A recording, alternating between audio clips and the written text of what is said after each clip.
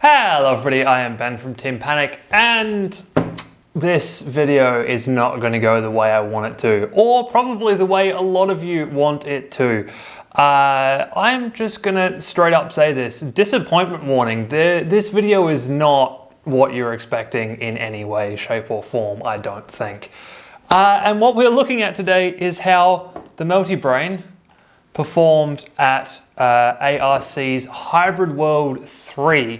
Now, the last video I did on this channel last week, link in the description, was getting this robot together and in its actual attacking chassis, and getting everything ready and sorted for that event, only to find right at the 11th hour that it was not spinning up properly, wasn't translating properly, and when I hit things, the whole robot shut off.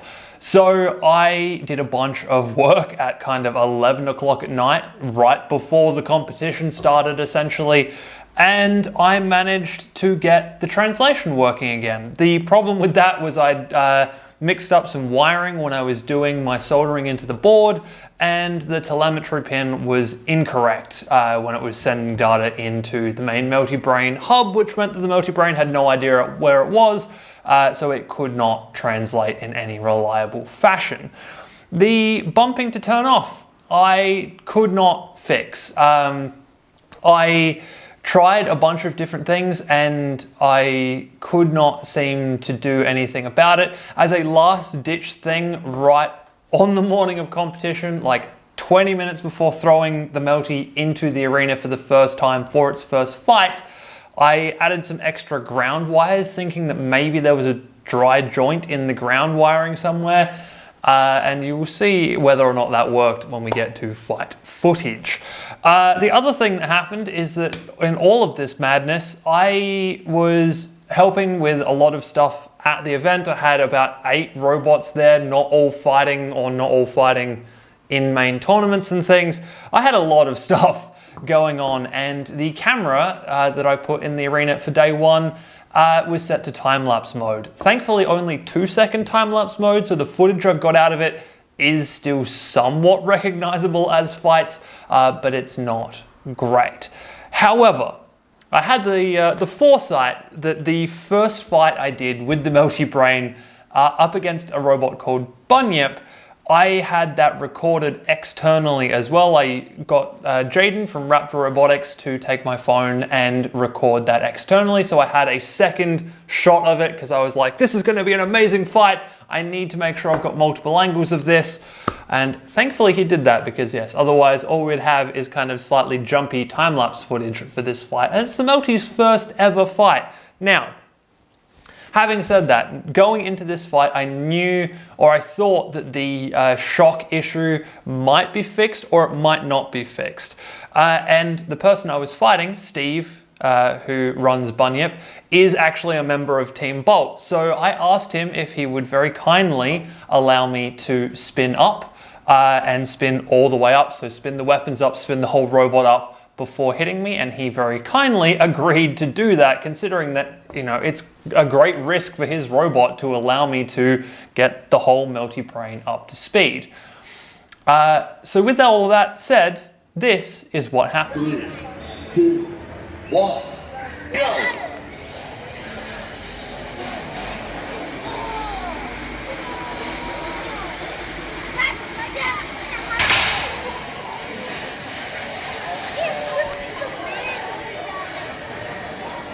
Well, It looks like it's working. It works, it's no longer working. Lost some wire. So we'll start a countdown.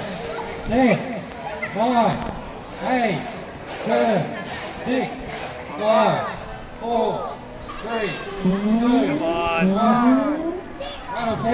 Yeah, so it turns out I had not fixed the bump stop issue, and in fact that is exactly what happened. We bumped, or we hit, more accurately I guess I should say, and the whole robot stopped. Well, the whole brain board stopped. The actual ESCs and stuff were still on, it's just that they weren't getting signal because the brain of the Melty Brain was shut down. That was it, that was completely gone. I can turn it back on again by power cycling the robot, but of course you can't do that without forfeiting the fight. So it was all over Red Rover. Now, we did do some damage, and I'll talk about this a little bit quite quickly before I discuss more of what went more wrong in this fight. So we did do some damage, and here is that damage. It's kind of minor. It's definitely not what I was expecting from a fully spun up robot with fully spun up weapons on it at all. But it is damage. It's a thing. Steve also did manage to clip off one of the wires on one of the weapon motors, which meant that we were down a weapon motor, and these were actually designed to be further into the robot than they were, but for belt tensioning reasons I had to push them out, so I didn't have spares of these. And the robot wasn't spinning up properly. When I'd done all of those tests with the test chassis, it was spinning up way faster than it was spinning in the arena and in that fight. That was a third of the speed maybe, which didn't make sense because I had changed the code to allow it to have more speed rather than less speed in that fight. So it should have been spinning up faster than it ever spun before, but the overall external speed of the melty was kind of garbage, I think. And that's why the output of those weapon hits was pretty limited because, the weapons themselves weren't going that fast. I mean, the weapons on the actual motors, onto their pulleys, they were going decently fast, but not like whole melty behind them fast, which just, it was a disappointment to say the least. It wasn't what I wanted from this. I wanted an explosion. I wanted the melty to be at like 2,000 RPM, the weapons to be at like 2.5, 3, maybe 5,000 RPM, and just to slam into something and just like both robots go flying. Like, I had big hopes and dreams, and that was not those.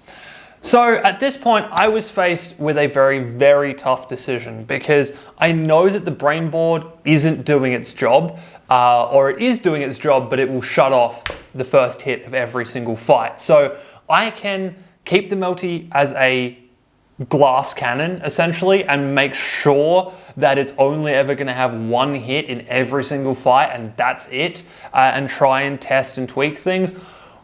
Or I can try and test the actual durability of this chassis that we made, and hopefully maybe stay in some fights a little bit longer with this thing.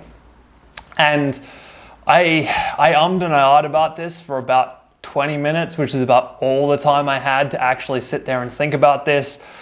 And I finally decided that I wanted to test chassis strength, because that is another thing that a lot of you out there had kind of expressed concern on, especially the chassis strength of the dovetail joints that hold the whole weapon assembly and stuff together.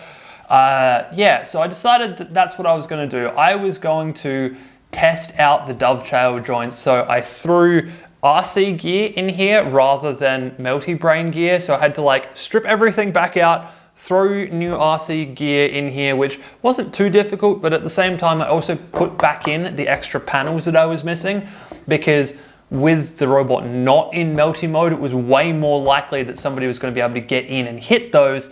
And the next fight was up against Iron Tooth, which is the biggest, nastiest horizontal spinner in our competition, or at least the one with the longest bar that does a significant amount of damage. So the chance of him going through and puncturing my flexible PLA inners in here without this kind of extra armor on the outside was quite high. So I decided that I needed to add some extra panels back in. Now, all this is to say, I basically spent all my time between It Works, which I should also say, I did name this It Works. It was always going to be called It Works as a kind of homage to Back to the Future, but I may have tempted fate quite a lot when I did that. So I was working on It Works basically the entire time between its first fight and its second fight.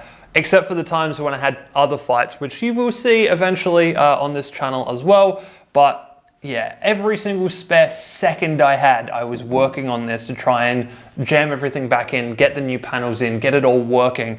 And I also replaced the broken weapon with an extra armor panel, actually generously donated to me by Steve, who had bunyip and broke the old weapon motor. So the melty going into this fight looked a little bit ridiculous because it looked a little bit like this. So I've basically duct taped a giant extra armor panel to one side. Yeah, and we've still got one weapon on the back, but that's where we're sitting. So the next fight is only captured in time-lapse form. So I'm gonna let this run. It's not very long because of the time-lapse mode and also because of the fight. And you will see what happened, or at least I will tell you what happened when we get back.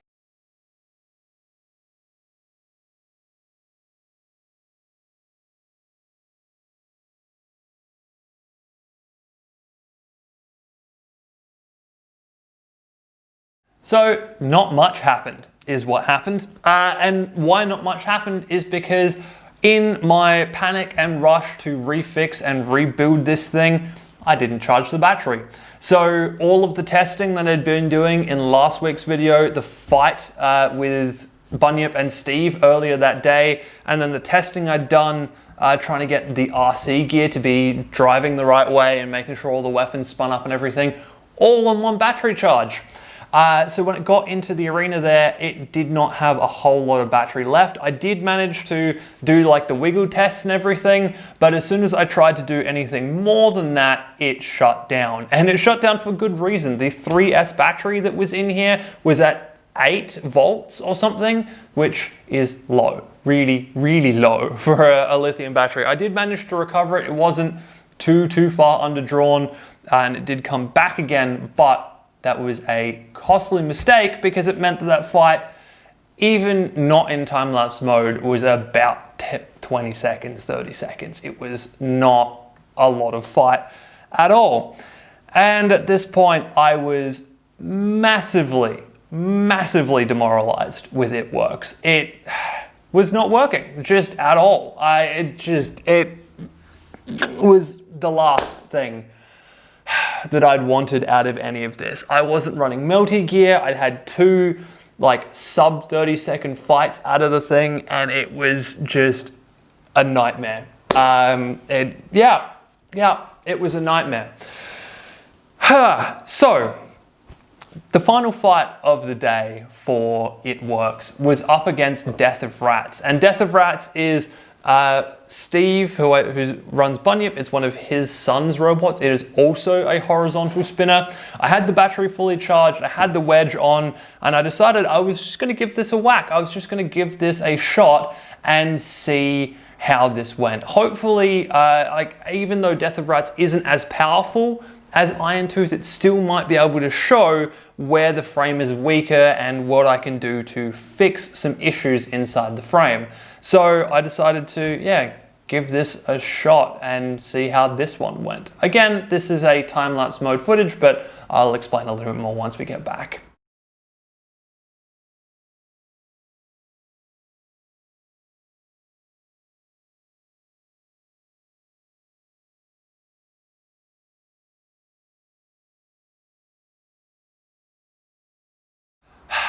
So, what went on? Well, I couldn't turn really. Even with a full battery in the robot now, the turning ability of It Works was terrible. And what I actually think is happening is I've got weapon bolts in under here, one on either side, which are big heads on those weapon bolts.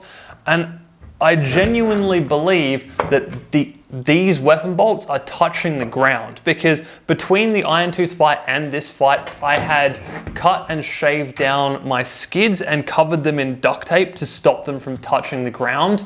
If they did touch the ground, they'd have a smooth, slippy surface to touch, and it did not work. These, I I'm pretty sure it was attempting to run on the weapon bolts right at the very edges. So the massive amount of leverage that was needed to spin the robot round was just too much for these brushless motors, and it just didn't do that. So yeah, even trying to manually spin this thing up, it didn't really work.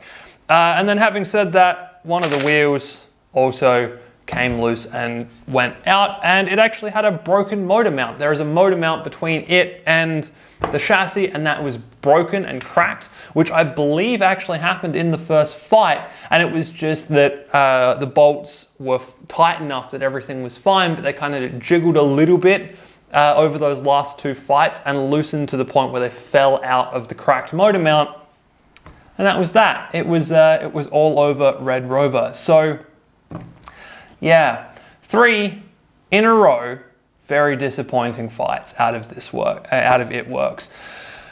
But it's a lot of information. It's a lot for me to take in and learn about this robot. This is the first time anybody has tried anything like this, to my knowledge.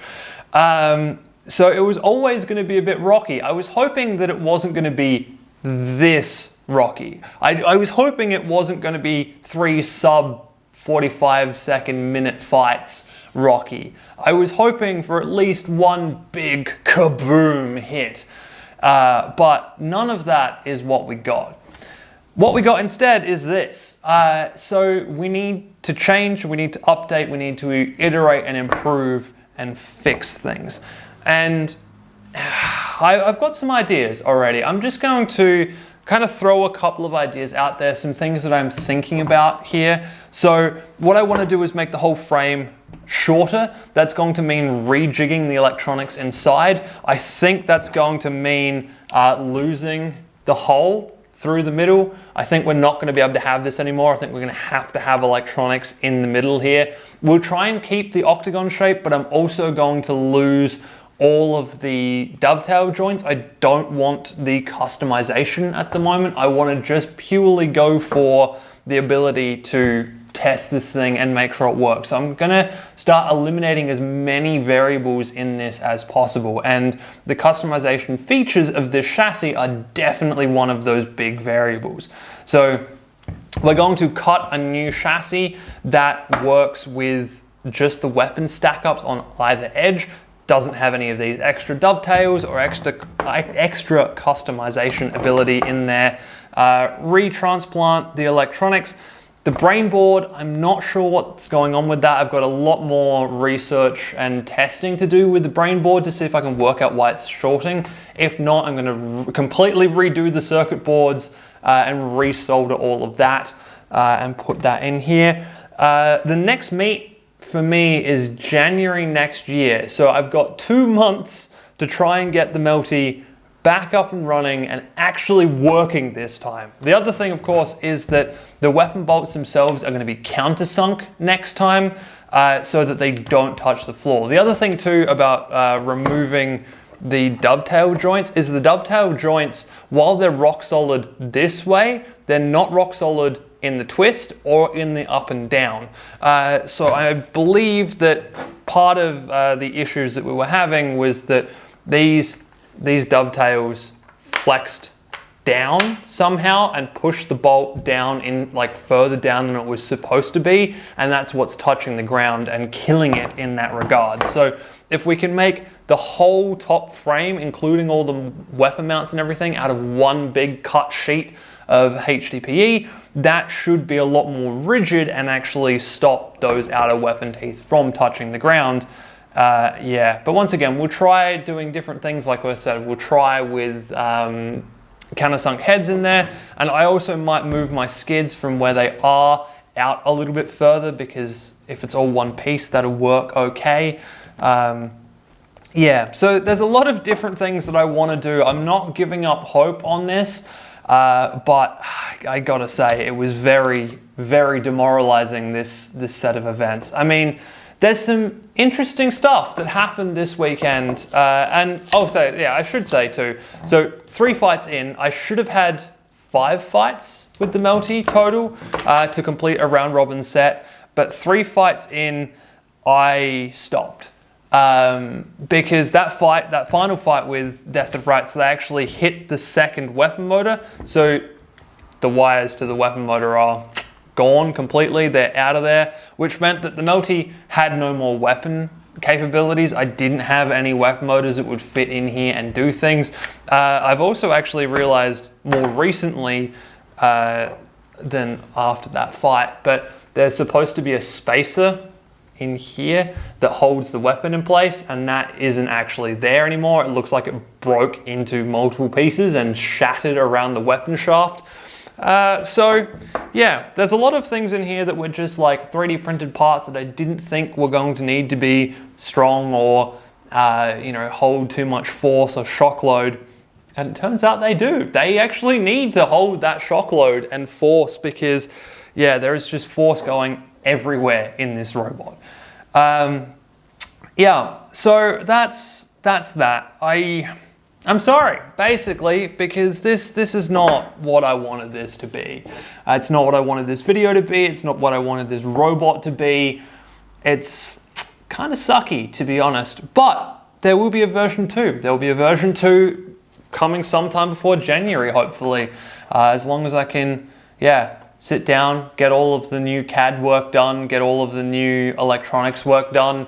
The Melty code that I have works. I just now need to get it to work in a chassis that holds 2 weapons and runs those weapons fairly effectively. I have been considering a hub motor system for the weapons, but looking into that, it might be heavier than what I've got currently. So that could be an issue because we're kind of sitting right close on weight. So I might have to keep the belt system for a little while, but I don't know. I'll see what I can do about getting that underweight, because a hub motor system would simplify a lot of the things out the edge here and allow me to push further inwards with the width of the robot, which would be very, very nice. Yeah, okay, I think that's about it. I want to finish this video. I can't keep talking about this robot anymore. Yeah, I normally say I hope you guys have enjoyed this. I hope you're not too disappointed in this video. Yeah, look out for the next iteration, because it is coming and hopefully it will be a lot better. Anyway, that's me done. I will see you in the next video.